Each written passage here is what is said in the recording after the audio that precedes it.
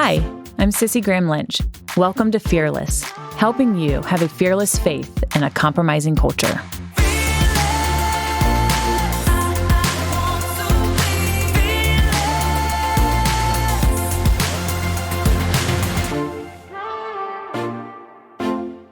I'm excited to have a special guest with me today, Adie Camp. Adie is the wife of Christian artist Jeremy Camp, and the two of them, along with their children, have joined my dad on many of his Decision America tours throughout the country. And we just wrapped up in Florida, where I had the opportunity to interview her. But for those who are not aware, the two of them, Jeremy and Adie, they met shortly after Jeremy's first wife, Melissa, passed away. So we'll talk with Adie of what it was like to meet Jeremy at that time in his life. And we'll also talk about raising children. For her, she walked away from a promising career, a music career as well, so she could raise her family. And we're also going to discuss the movie coming out that is about Jeremy's life, I Still Believe, what it was like for her to see that on the big screen. She's also got 2 books coming out, and we'll discuss those. So there's a lot to talk about on today's episode of Fearless. I've only known Adie for a couple of months, and she truly is amazing and inspirational. And I don't say that about too many people, but she has inspired me to be a godly wife and a godly mother, and has challenged me in many areas. So I'm thankful that she is here today to join us. So I'm so glad to have Adie Camp with us today, and we are actually at my dad's last stop of his Sunshine State Tour here in Florida. We're in Fort Myers, which is my town, so I'm so excited.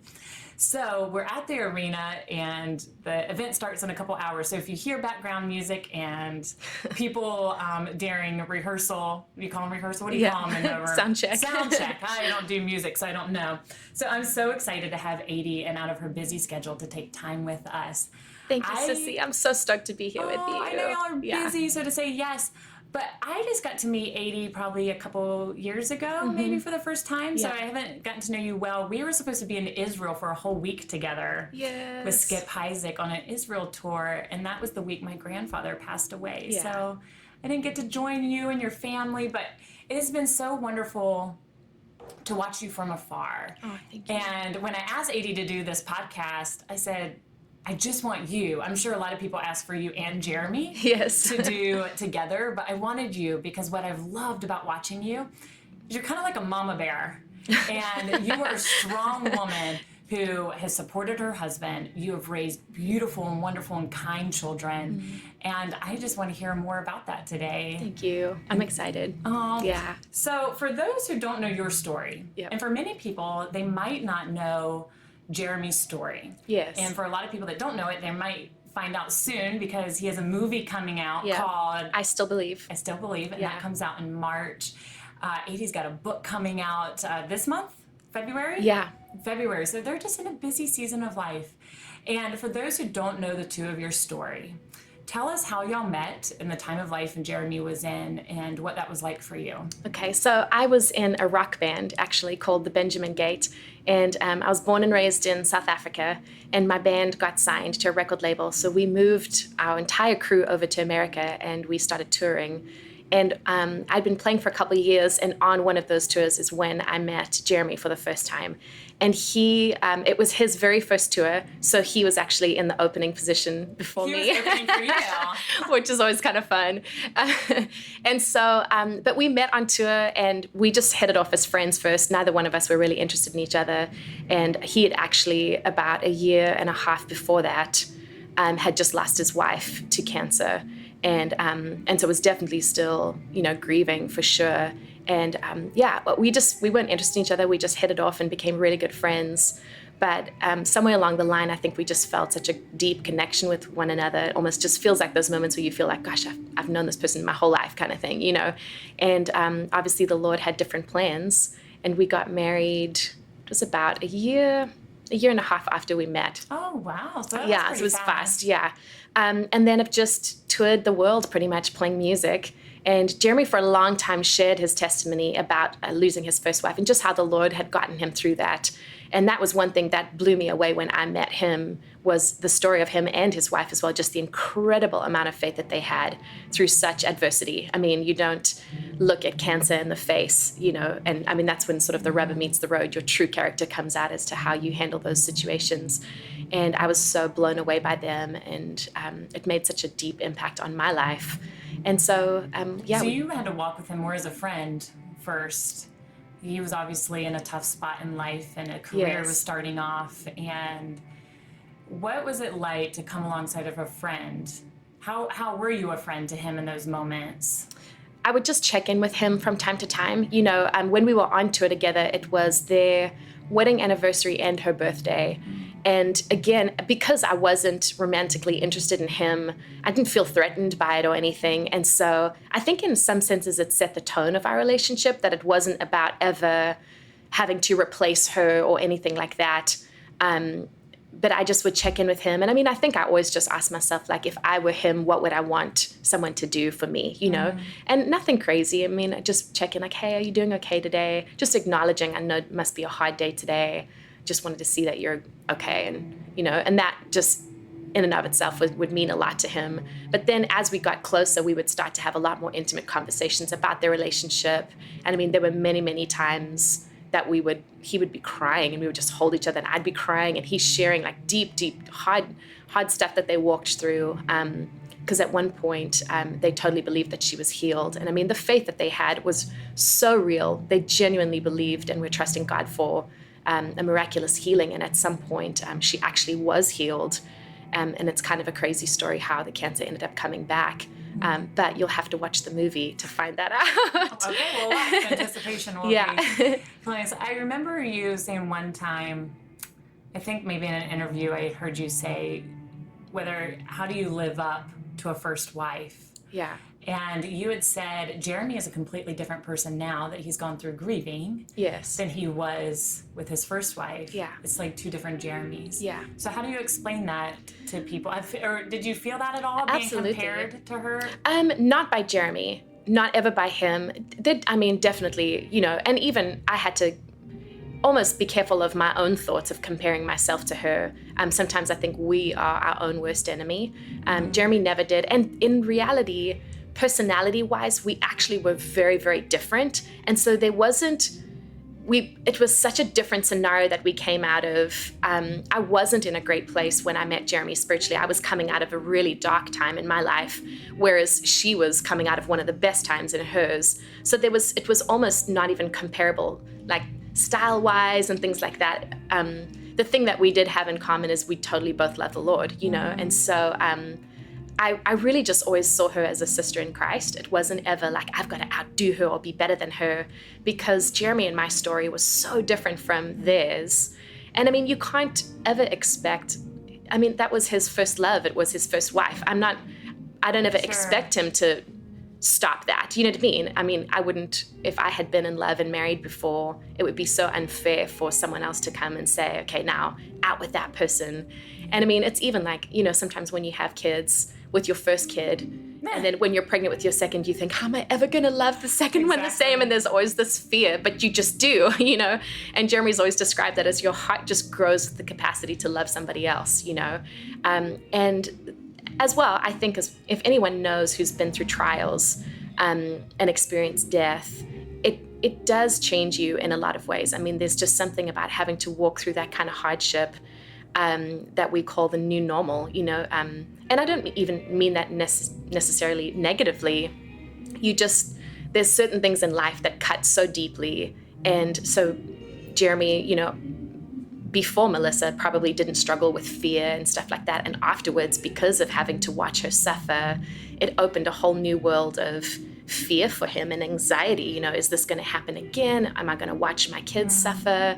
And so it was the story that I was walking through with him was different from what he walked through with her, And this, I hope this doesn't come across the wrong way, but I feel like in a sense, he was there to walk through with her in her trial. And I feel like the Lord gave me to him to walk through in his trial, you know what I mean? And I'm not saying that he's not there for me, because he is as well, but it's just different, Well, when you look at the piece, especially from the outside, as many of us have watched you guys over the years, only God can orchestrate something like that and piece it together to bring him glory. Absolutely. And I've also heard you say something I thought was so beautiful with Jeremy, you know, sharing his story over the years and through his career and what God has orchestrated in your lives. And you talked to an older lady that maybe was a mentor in your life. Yeah. And share that with us about how could you prevent him telling a story that would bring God glory and honor? Yeah, so I was really so thankful. It was such a God meeting for me because I got to sit down with a pastor's wife. Her name's Tammy Corson, and she was the second wife as well. And because John's wife had been killed in a car wreck. And so I got to sit down with her, and she just from the very get-go said to me, she said, if Jeremy never ever shared about you from stage, but only ever shared about Melissa, would you be okay with that? And I don't know that she even knew what a challenge that was spiritually, that it really set the tone for me. But I mean, instantly I knew I didn't even have to think about it. I was okay with it because I've seen so many people impacted and just touched. And I always just said to the Lord, how dare I ever get in the way of you doing a move? You know what I mean? And so if there's moments perhaps that I might feel insecure, whatever it is, just meet me there because I don't ever want to stand in the way of what God is doing. And there was a quote from missionary Isabel Kuhn that said, I would gladly lay myself aside as long as I would see you move. And I just felt like that was something that was so deeply ingrained in me that I just thought, I don't need to be the center of attention. I don't need to be the one that Jeremy talks about. If people are coming to know Christ and they're seeing, we're seeing people's lives impacted, I'm all in, you know? And so that's a reminder to all of us, as I was reading in scriptures today, the humility we're to have in serving the Lord. Yeah. And how easy it is in our society to put ourselves first. Totally. And even just with social media and all the noise, it's so easy to quickly, and I was just like, Lord, search my heart. If there's anything that I'm prideful or put myself, to remember it's nothing on the works I've done, but only through the grace of God and for his glory to be known and to be made. Totally. But as we talk about humility, I have loved, for many people, they didn't know you were in a band and you had your own career that was starting off when the two of you met. Yeah. He was at the beginning of his career and y'all got married and you had children pretty quickly. Yeah, we did. How long had y'all been married? We got pregnant a month into being married. Oh my goodness, so yes. So y'all had a lot going on. Yeah. But we live in a society where women are coming out and saying we need to put ourselves first finally. Yeah. That we need to put our careers first, ourselves first before our marriage and our husbands and our children. And that's really just not biblical. No. By any means. And you set an example to me in a time with my career, and I'm trying to pick and choose of what I say yes to and what I no to. Yeah. And raising children. My children are young, and you got teenagers already, but we live in a society, we just listened to Michelle Williams at the awards ceremony saying if she hadn't had an abortion, she wouldn't be able to have her career. Pretty much, I'm paraphrasing what she said, that she wouldn't be able to have her career and win these awards if she hadn't had an abortion. She's putting herself first for her career. Yeah. But you didn't. No. Tell us about that. Well, I think again, it was one of those things where I always want to be where God is moving. And I think as women, we've been presented so many different opportunities to do things. And I do think for me personally, one of the most fulfilling things that I've ever experienced is being a mom. And I have to let you guys know, I actually have a very strong personality. So I'm not one of those, like I am driven, I'm ambitious. I have level of perfectionism in me. I'm all in, I'm wholehearted, I'm passionate. And so I'm not just saying this, and being content to just go sit at home and do nothing. I have dreams and have desires and all of those things, but I've trusted the Lord so much with where he has led me. And I remember once there was a season that I was so busy saying yes to everything, doing everything I could possibly think of. And there was a lady that said to me, if you have too many things on your plate, inevitably something falls off. And I realized in that season, I don't want that to be my kids. I don't want it to be my kids, that's the thing that falls off the plate. Wow. And so it was just one of those, it was a little bit of a wake-up call for me of just learning to say no to things. Mm-hmm. And here's the thing, the lie of the enemy will tell us, and the lie of the world is that if we say no to things now, that we'll never have opportunities. And I just want to say that that's such a lie, because in trusting God, I've totally laid my singing career aside and followed and supported my husband, raising my kids. I'm not saying homeschooling is for everyone, but it's what works for us. She even homeschools. So I'm not one of those, I'm not going to tell you that homeschool's for everybody, you have to do it. We love it. It works for our dynamic and when we travel. But I have no regrets whatsoever on opportunities. And the Lord has still given me so many opportunities. I've been able to sing on numerous different things. I've written 2 books. At one point, there were so many, there've been lots and lots of opportunities that as a woman, I feel absolutely fulfilled that I've been able to make an impact in the world around me while being a stay-at-home mom. Wow. Now, I know that there's dynamics for different women. I know not everybody can be a stay-at-home mom. My sister has to work a full-time job and look after her kids. So I know I'm blessed in that way that I don't have to work. But I just think it is such a lie of the enemy just to say that we have to put ourselves in front constantly, that we can trust God with his leading and his plan for our lives. I'm looking at my kids now. We've got 2.5 years left with our oldest girl before she graduates. And the time has flown by so fast. And I still feel like I have my whole life ahead of me in some ways. Adie, you look like you're 20. You could be your sister. When she says she only has 2 years left with her daughter at home, it blows my mind because Adie's beautiful and young looking. And I mean that in the best compliments. But I do agree, and I've had to figure that out. And I've been trying to tell my friends, say no to things. Yes. I have no problem saying no. Yeah. We live in a society that is constantly overwhelmed by our to-do list. Yeah. Trying to balance work and home and traveling. You and I have different kinds of lives that take us on the road all the time. Yes. And I know that's not what it looks like for a lot of people. And everybody's got to figure out what works for their family. Yes. But I'm really good at saying no. Yes. I've had to learn to be. Initially, I wasn't. And that's in that season when somebody said something, something's falling off your plate right now, I don't even go to people's birthday parties on the weekends because I travel so much. Yeah. My Saturdays are very sacred to me and my family. Yes. I want family time. Totally. So I try to give women that freedom of saying, it's okay not to do this, but everybody's family is different. You guys are on the road all the time. Yes. Y'all are currently away from home for 2 months. Yes. And I think that is beautiful that y'all have centered your careers and Jeremy's career around your family. Yeah. Where he goes, you all go. Yes. And I know not everybody can do that. Yeah. But I think that's a beautiful example that you want your children to see why dad is gone all the time. That it's not about Jeremy Camp, but it's about the love of Jesus and the gospel. That how do you as your family, even though it's an unconventional lifestyle you live on the road, how do you keep it family oriented and Jesus in the center of it all? I think we have a lot of conversations in our family. There's many times we'll have little huddle up times where it's okay, we need a little family discussion.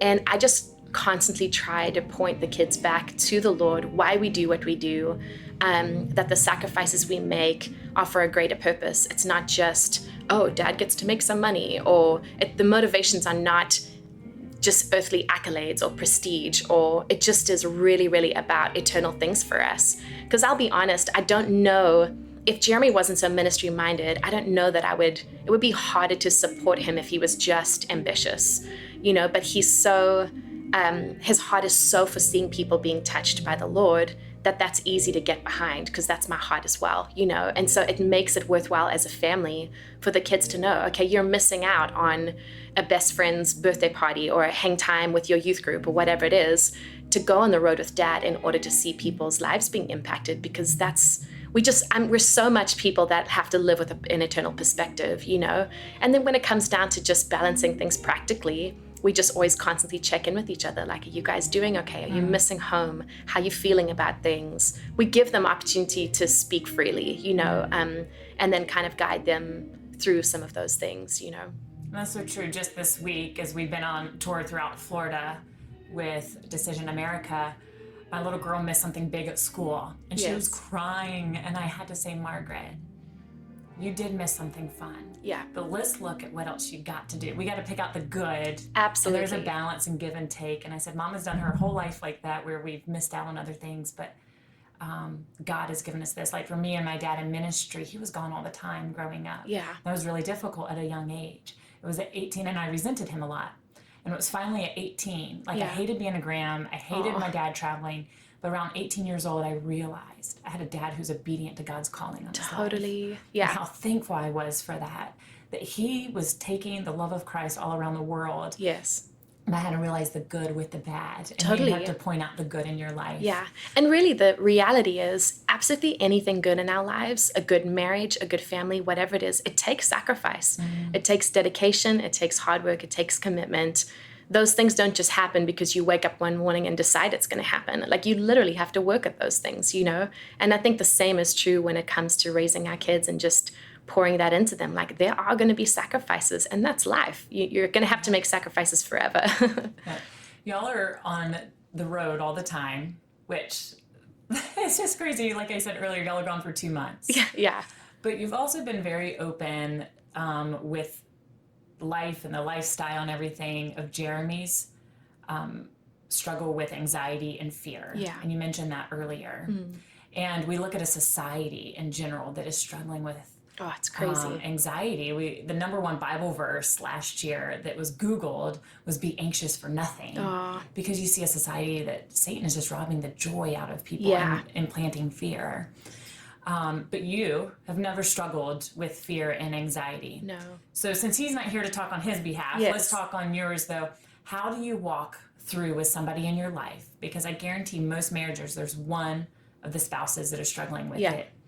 How do you walk through somebody who's struggling with anxiety, who doesn't want to go out in public, and he's normally Mr. Socialite? and that fear has just paralyzed him? What do you do?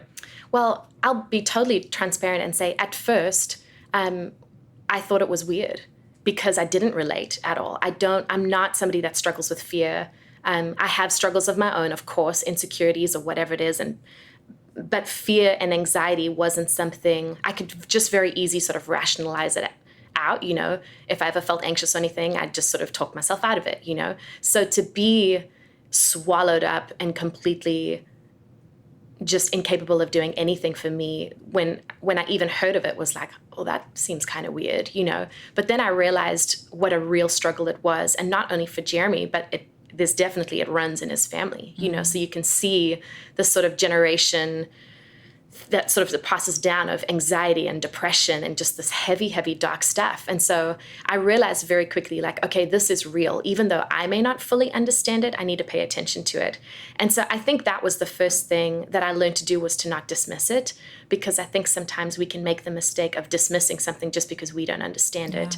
And so then I just honestly started praying, because I thought, okay, Lord, I don't even understand what it's like to be in that situation of just being so drowned in fear and anxiety. I mean, and if, for those who know Jeremy, he literally is like happy-go-lucky guy, loves being around people. And I mean, there were a couple weeks that he didn't even want to go out in public, which is just so unlike him, you know. And so to find a place, I knew at one point we needed to get out the house just to change scenery, and to find a place where we wouldn't run into people that knew him or industry people or whatever.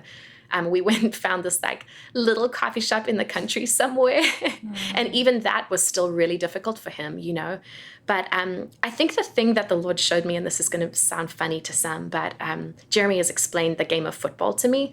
And so what the Holy Spirit showed me in it was just about, like, so oftentimes when we get into hard situations, we literally want to, in the first place, score the touchdown. Like, we just want to get the ball and run it to the end and score the touchdown.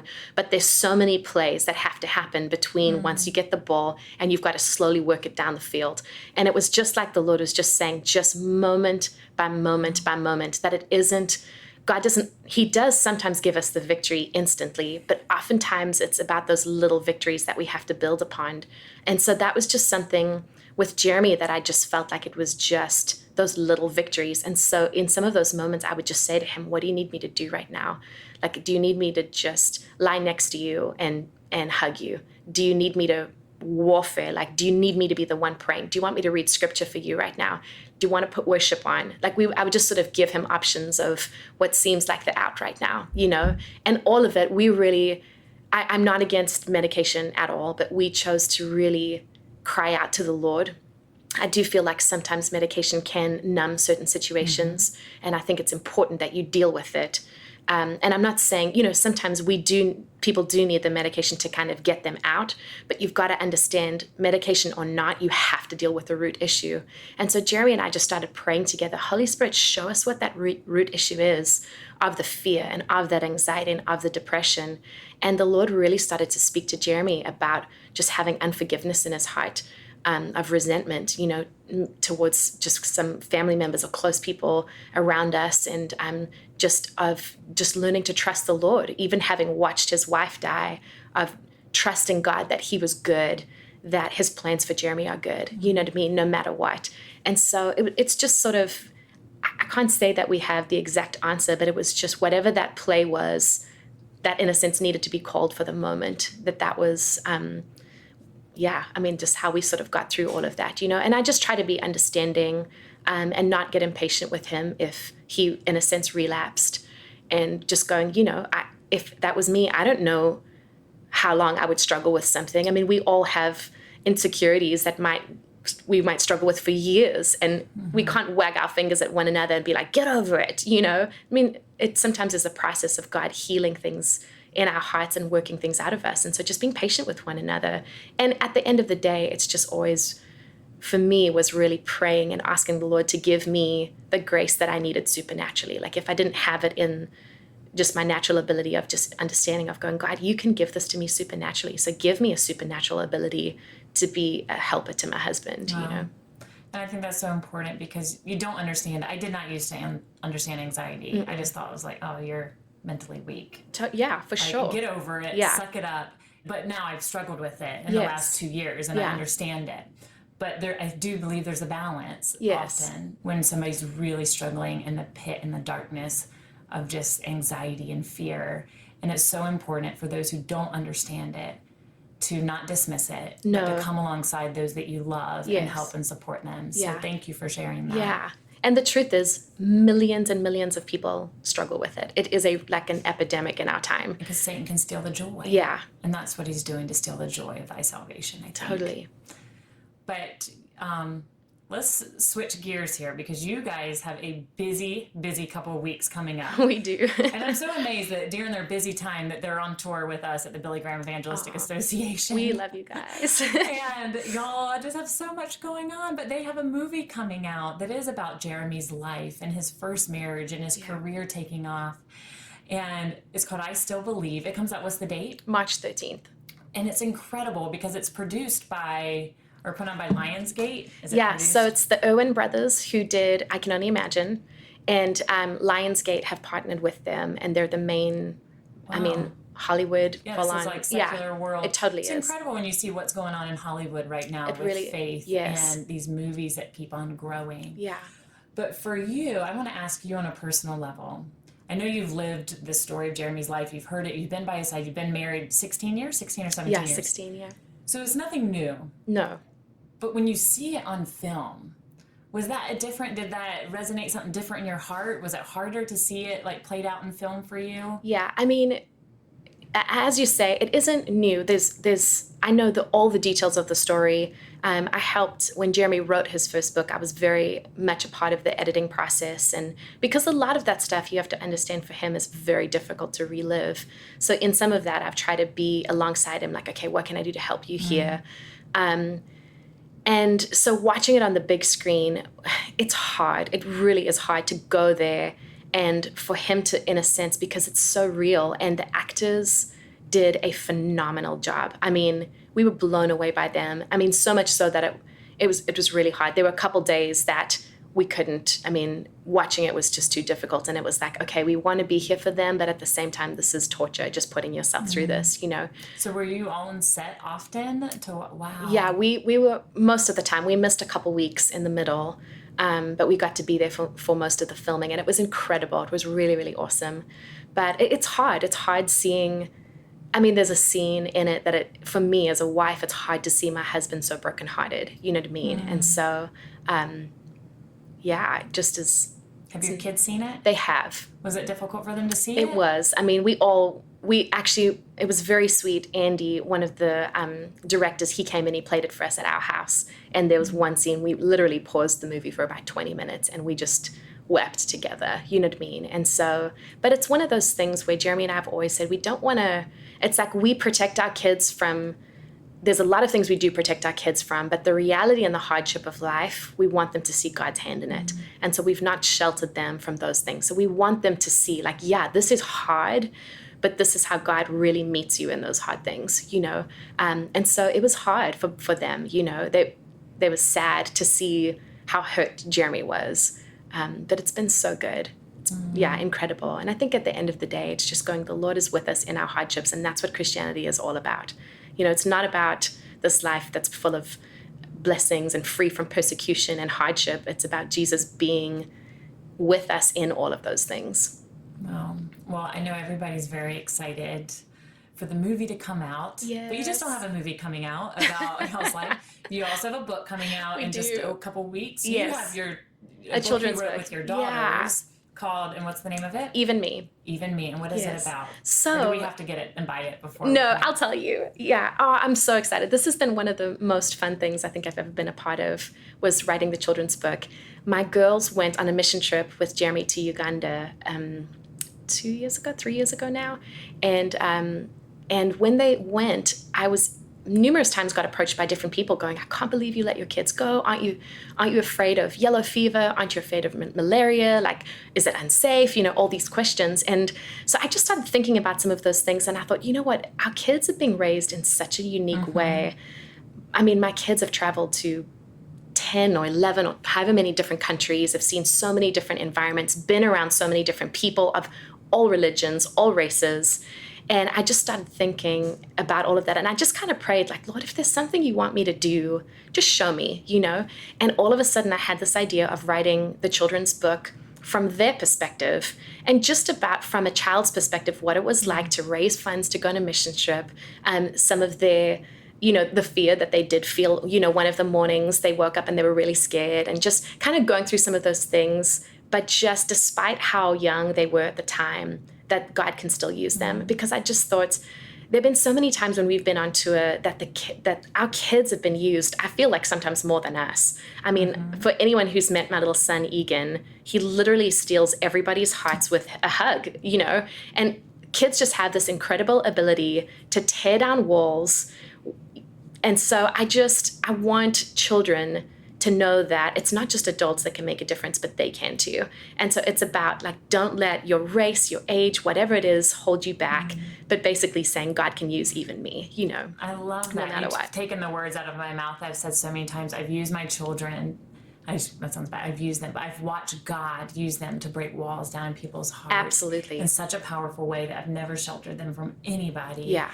Because it is a gift that children have to be able to share the love, just kind of. Oh, they don't know any bounds. No, you know what I mean? It's so It's beautiful. no. So I love that. Yeah, it's like, you know, Egan will be playing in the park with some kid for 5 minutes, and he comes back and tells me he's my best friend, and I'm like, that's great, buddy. What's his name? I don't know.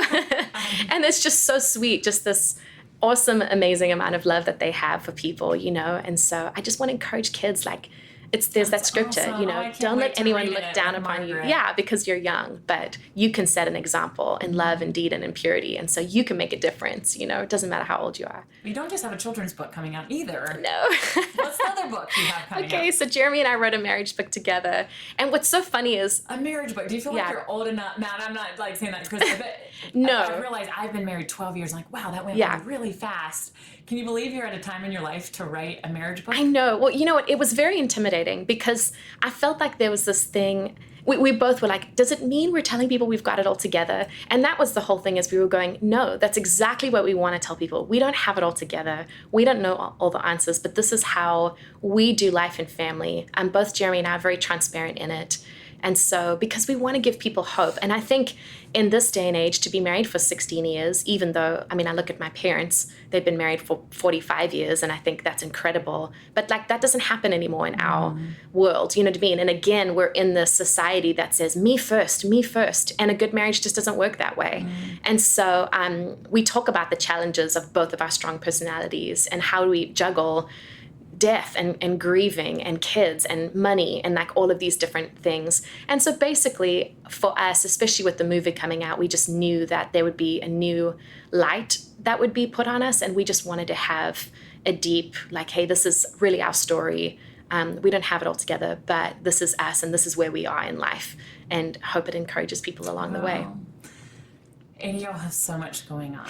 And I'm so thankful you took the time to spend with me today. And it is just, something as we're talking came to my mind of a lady that shared with me is, Cissie, women can have it all. We just can't have it all at the same time. Absolutely. And as you're sharing your story and what God's done at different stages in your life. Yes. And how I look at the beginning, and maybe it looks like from the world's point of view that you sacrificed your career for your husband and your family. Yes. But not at all. No. You said, Lord, I trust you. And you're obedient, and how God has continued to bless you with doing all the things you love. Yes. Whether it was being a mom and a wife and going on tour with Jeremy, writing books, and now this movie coming out. It is really beautiful to see what God's done with your life, that just through your obedience to him and service, whatever that looks like, in whatever stage of life you're in, saying, Lord, I'm yours. Absolutely. I'm here to serve you. Yeah. I think God is so trustworthy. I mean, we almost forget sometimes that he actually does know what's best for us, you know, and so we can trust him with our dreams and desires and let him be the one to lead us through those things, you know. And so I love it. I'm like, Lord, where next? What do you have next, you know? Well, and I don't want to go there without him. So Well, and I want to encourage those who are listening to be praying for Jeremy and for Adie. Thank you. They have a lot going on, and God is going to use it in a mighty way. But whatever God's using, Satan is there to want to absolutely to try to destroy whatever's coming on. So I want to encourage you, pray for them, pray for their children, and this journey that they're on, and this next chapter of the movie and the books coming out. I encourage you to pray for them. Thank you. Another sound check is getting ready to start out, which means the program's getting ready to get started. So we better get going. But thank you so much, Adie. Thanks for having me. As we wrap up, I want to thank you for joining me on another episode of Fearless, and what a special treat it was to have Adie today. I will put links to her 2 books coming out, her children's book and marriage book, in my show notes, but also put the link for the movie I Still Believe. I want to encourage you to go see it, show them support. And I also want to encourage you to, right now as you're listening, pray for the Camp family. They have a lot going on in their lives. This is a great opportunity that God is using. Pray that God will protect their family, but also that God will use their story in a mighty way. Thank you for joining us today. I want to encourage you, follow me on social media on Facebook, Twitter, and Instagram.